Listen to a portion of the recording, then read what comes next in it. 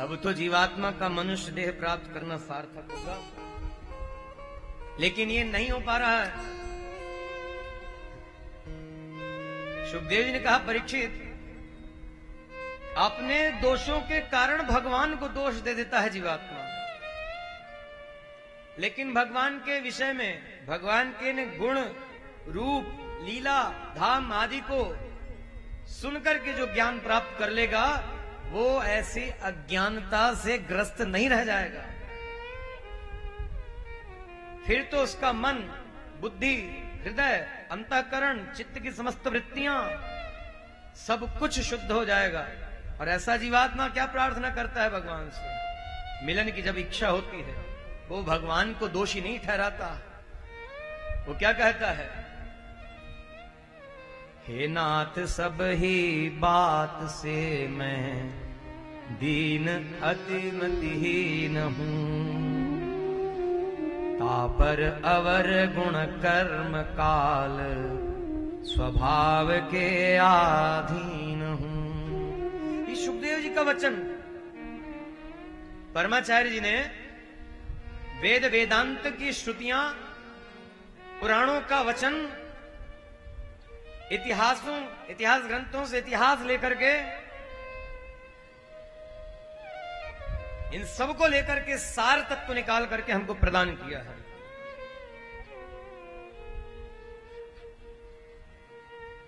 तापर अवर गुण कर्म काल स्वभाव के अधीन हूं, लेकिन इच्छा जो है तब मिलन की, वह भी कृपाकृत कार्य है। यह जानी हो वो नयन पथ की, दरस हक अनिवार्य है। ये तो अधिकार आपने दिया है, आपका दर्शन करने की इच्छा जो रही, इच्छा भी आपने प्रदान की, तो ये हमारा अधिकार है।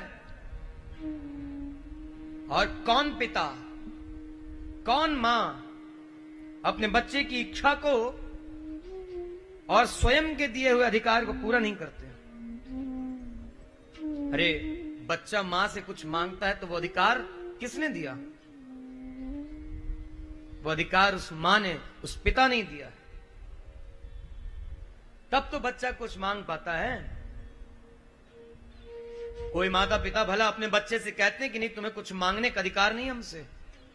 बोलिए, कहा किसी ने? किसी ने कहा क्या? नहीं ना।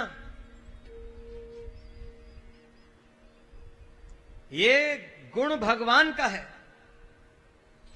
भगवान की अनंत गुण राशि में से जीवात्माओं को मनुष्य देह प्राप्त करके उस मनुष्य धर्म का निर्वहन करने के लिए गुण भी थोड़े थोड़े सबको प्राप्त हुए हैं, प्रत्येक मनुष्य को। और मनुष्य केवल मनुष्य की बात नहीं है, पशु योनि में भी कोई प्राणी है तो वो भी अपनी संतति को पूर्ण अधिकार देता है, उसकी रक्षा का अधिकार, उसके पालन का अधिकार, उसके भोगों का अधिकार, और उसके अधिकारों की रक्षा भी उसके माता पिता करते हैं। उस अधिकार, यहां अपने अधिकार की बात नहीं है, उस अधिकार के लिए भी कहा कि ये कृपा तो आपकी है। वो इच्छा आपने प्रदान की, वह भी कृपा कृत कार्य है। ये अधिकार, जिस अधिकार से हम ये मांग कर रहे हैं कि आप दर्शन दीजिए, ये अधिकार भी आपका दिया हुआ है, इसलिए आप कृपा करके दर्शन दीजिए।